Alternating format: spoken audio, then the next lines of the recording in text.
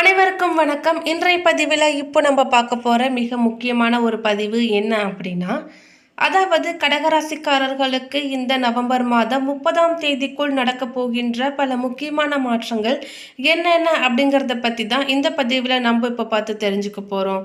அதாவது நவம்பர் 16ஆம் தேதிக்கு பிறகு கார்த்திகை மாதமும் பிறந்திருப்பதாலும் நவம்பர் 30ஆம் தேதி அமாவாசை வருவதாலும் கடகராசிக்காரர்களுக்கு எந்த விதமான மாற்றங்கள் எல்லாம் ஏற்பட போகுது இவங்களுக்கு இந்த நவம்பர் 30ஆம் தேதிக்குள் என்னென்ன விஷயங்கள் எல்லாம் நடக்கும் அப்படிங்கிறத பற்றி தான் இந்த பதிவில் நம்ம இப்போ பார்த்து தெரிஞ்சுக்க போகிறோம். எனவே கடகராசிக்காரங்க பதிவை பார்த்துட்டு இருந்தீங்கன்னா தொடர்ந்து பார்த்துட்டு வாங்க.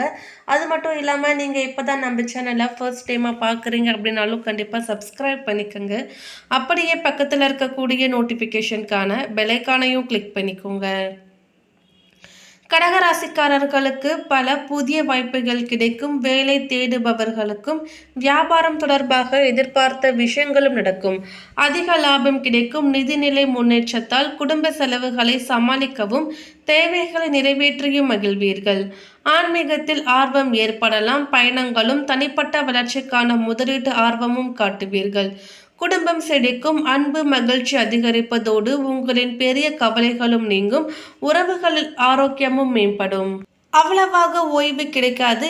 பிஸியாகவும் இருப்பீர்கள். வேலையிலும் நல்ல முன்னேற்றம் காண்பீர்கள். கடந்த மாதம் செய்த தவறுகளை திருத்திக் கொள்வீர்கள். வீட்டில் இருக்கக்கூடிய பெண்களுக்கு இறை வழிபாடு மன நிம்மதியை கொடுக்கும். தேவையான வரங்களையும் கொடுக்கும். தடைப்பட்டு வந்த சுப காரியங்கள் மீண்டும் நடக்கும். குடும்பத்தில் இருக்கும் பெண்களுடைய ஆரோக்கியத்தில் கொஞ்சம் அக்கறை காட்டுங்கள்.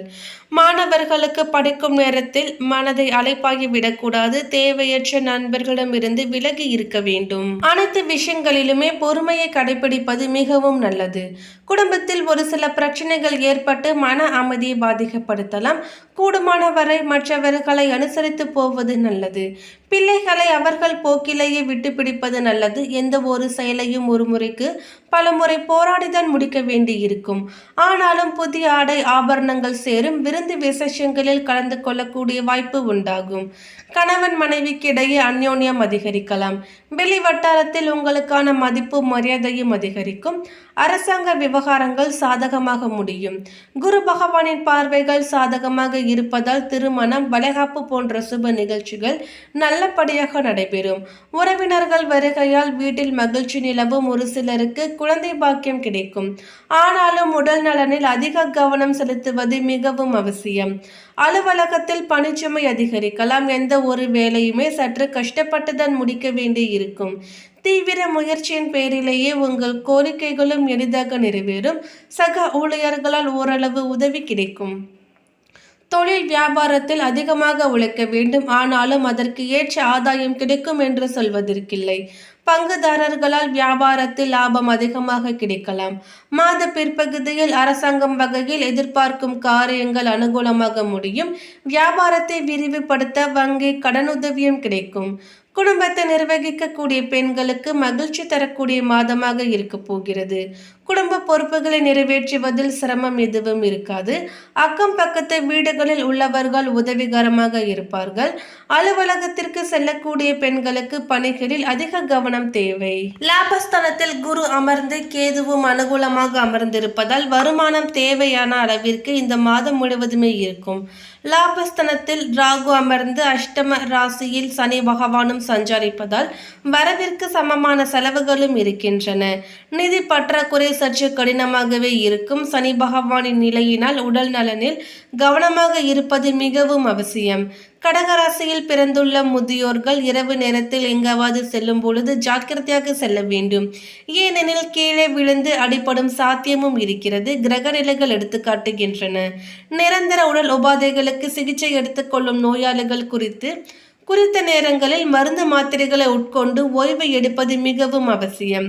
ராசிக்கு பூர்வ புண்ணிய ஸ்தனத்தில் சூரியனும் ஜென்ம ராசியில் செவ்வாயும் நிலை கொண்டு இருப்பதால் வெளியில் செல்லும் பொழுதும் இரவில் வாகனங்களை ஓட்டும் பொழுதும் நிதானமாக இல்லாவிட்டால் விபத்துகளில் சிக்கிக்கொள்ள நேரிடும் என்பதை கிரக நிலைகள் தெளிவாக எடுத்து காட்டுகின்றன. கல்யாண முயற்சிகளில் வரவை பற்றி தீர விசாரித்து அதன் பின்னரே வரவை நிச்சயிக்க வேண்டும். இல்லாவிட்டால் பிறகு வருத்தமான சூழல் ஏற்படலாம். அடுத்ததாக பாதம் 4 புனர்பூசம் நட்சத்திரத்தை சேர்ந்தவர்களுக்கு குரு பகவான் வக்ரமடைந்து இருப்பதால் அவர் வழங்கிய யோக பலனில் மாற்றம் இருக்கலாம். சனி பகவான் ஆட்சி பெற்றிருப்பதால் ஒவ்வொரு செயலிலுமே கவனமாக செயல்படுவது அவசியம். உடல்நிலையில் ஏதாவது ஒரு சில சங்கடம் ஏற்படலாம் அல்லது உங்களுடைய செல்வாக்கில் அந்தஸ்தில் பின்னடைவை சந்திக்க வேண்டிய நிலையும் உண்டாகலாம். கவனமாக செயல்படுவது நல்லது.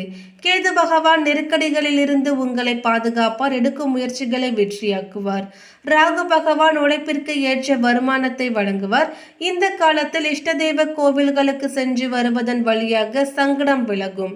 பெரிய மனிதர்களின் ஒத்துழைப்பு கிடைக்கும். வெளிநாட்டு முயற்சி வெற்றியாகும். ஜென்ம ராசிக்குள் சஞ்சரிக்கக்கூடிய செவ்வாய் பகவானால் படபடப்பு வேகம் என்பதெல்லாம் இருக்கும். அதன் காரணமாக உடல்நிலையில் சிறிது சங்கடம் தோன்றலாம்.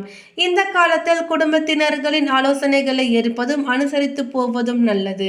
பணிபுரியும் இடத்தில் உங்களுடைய வேலைகளில் மட்டுமே கவனம் செலுத்துங்கள். மாணவர்களுக்கு படிப்பில் அக்கறையுடன் கவனம் செலுத்துவது அவசியம்.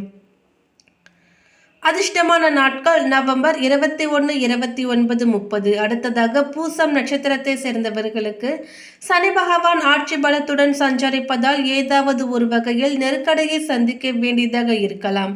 உடல் நிலையிலும் சிறு பாதிப்பு ஏற்படலாம். இதுவரை வேகமாக நடைபெற்று வந்த வேலை கிடைத்த வருமானத்தில் தடைகளும் தாமதமும் ஏற்படும்.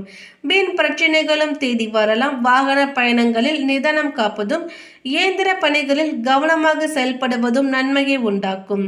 மேலதிகாரிகளை அனுசரித்து போவதால் நெருக்கடி நீங்கும். குடும்ப உறவுகளிடம் முடிந்தவரை இணக்கமாக செல்லுங்கள். குழந்தைகள் மீது இந்த காலத்தில் அக்கறை எடுத்துக்கொள்வது அவசியம். அவர்களுடைய செயல்பாடுகளில் கவனம் தேவை. வியாபாரத்தில் புதிய முதலீடு செய்யும் பொழுது யோசித்து செய்வது நல்லது. ராசிக்குள் செவ்வாய் சஞ்சரிப்பதால் செயல்களில் தடுமாற்றமும் குழப்பமும் ஏற்படலாம். வார்த்தைகளால் சங்கடம் உண்டாகும். கேதுவால் எல்லாவற்றையும் சமாளிக்கக்கூடிய சக்தி ஏற்படும். வாழ்க்கைக்கு ஏற்ற வருவாய் வரும். அடிப்படை தேவை பூர்த்தியாகலாம். பிறரை விமர்சனம் செய்வதை தவிர்த்து விடுங்கள். வாழ்க்கைக்கு தேவையானவற்றில் உழைப்பையும் கவனத்தையும் செலுத்துவது நல்லது. மாணவர்களுக்கு படிப்பில் கவனம் செலுத்த வேண்டும். அடுத்ததாக ஆயில்யம் நட்சத்திரத்தை சேர்ந்தவர்களுக்கு செயல்களில் கவனம் தேவை. வியாபாரிகள் புதிய முதலீடுகள் செய்யும் பொழுது நன்றாக யோசிப்பது நன்மையாகும். வார்த்தைகளில் கவனம் தேவை. பெரிய பொறுப்புகளில் இருப்பவர்கள் தங்கள் பணியில் நேர்மையாக செயல்படுவது அவசியம். பூர்வீக சொத்து விஷயத்தில் பிரச்சனை ஏற்படலாம். அதனை சட்ட ரீதியாக எதிர்கொள்வது நல்லது. குடும்பத்தினர்களின் ஆலோசனைகளுக்கு இந்த காலத்தில் மதிப்பளிப்பதும் பெரியோரை அனுசரித்து போவதும் உடன் பணிபுரிபவருடன் மோதல் போக்கை காட்டாமல் இருப்பதும் பெரிய நெருக்கடிகளில் இருந்து உங்களை பாதுகாக்கும். சனி பகவானால் உடல்நிலையில் ஏதாவது பாதிப்பு ஏற்படலாம். கவனக்குறைவால் சில விபத்துகளையும் சந்திக்க நேரிடலாம். ஒரு சிலருக்கு எதிர்ப்பாளினரால் ஒரு சில பிரச்சனைகளை சந்திக்க வேண்டி வரும். கேது பகவானால் அவற்றிலிருந்து விடுபடக்கூடிய நிலையும் உண்டாகலாம். தன்னம்பிக்கையும் தைரியமும் அதிகரிக்கும். சகோதரர்கள் உங்களுக்கு உதவியாக இருப்பார்கள். எதிர்பார்த்த பணம் வரும். புதிய சொத்து வாங்கும் பொழுது மூலப்பத்திரத்தை நன்றாக படித்து கவனித்து ஒப்பந்தங்களில் கையெழுத்திடுவதற்கு முன்பு நன்றாக படித்து பார்ப்பதும் நல்லது. அரசு வழி முயற்சி வழி தள்ளி போகலாம். அவற்றால் உங்களுக்கு நன்மைகள் உண்டாகும். மாணவர்கள் படிப்பில் முழுமையான கவனம் செலுத்துவது அவசியம். கடகராசியை பொறுத்தவரை லாபஸ்தானத்தில் குரு அமர்ந்து கேதுவும் அனுகூலமாக அமர்ந்திருப்பதால் வருமானம் தேவையான அளவிற்கு மாதம் முழுவதுமே இருக்கும். லாபஸ்தானத்தில் ராகு அமர்ந்து அஷ்டம ராசியில் சனி பகவானும் சஞ்சரிப்பதால் வரவிற்கு சமமான செலவுகளும் இந்த மாதத்தில் இருக்கின்றன. மாதத்தின் கடைசி வாரத்தில் நிதி பற்றாக்குறை சற்று கடினமாகவே இருக்கலாம். சனி பகவானின் நிலையினால் உடல்நலனில் கவனமாக இருப்பது மிகவும் அவசியம். ராசிக்கு பூர்வ புண்ணியஸ்தானத்தில் சூரியனும் ஜென்ம ராசியில் செவ்வாயும் நிலை கொண்டு இருப்பதால் வெளியில் செல்லும் பொழுதும் இரவில் வாகனங்கள் ஓட்டும் பொழுதும் நிதானமாக இல்லாவிட்டால் விபத்துகளில் சிக்கிக்கொள்ள நேரிடும் என்பதை கிரக நிலைகள் தெளிவாக எடுத்து காட்டுகின்றன. மேலும் பரிகாரமாக தினமும் காலையில் சிறிது பருப்பு நெய்யில் சேர்த்து 5 சாத உருண்டைகளை காகத்திற்கு வைத்து வர வேண்டும். அளவற்ற சக்தி வாய்ந்த இது ஒரு பரிகாரமாகும். மேலும் இந்த தகவல் உங்களுக்கு பிடித்திருந்தால் லைக் பண்ணுங்க, ஷேர் பண்ணுங்க. இது போன்ற பல சுவாரஸ்யமான கணிப்புகளை நீங்க தெரிஞ்சுக்கணும்னா எங்க சேனலை சப்ஸ்கிரைப் பண்ணிடுங்க. மேலும் நோட்டிபிகேஷனுக்கான பெல் ஐகானையும் கிளிக் பண்ணிக்கோங்க. தேங்க்யூ.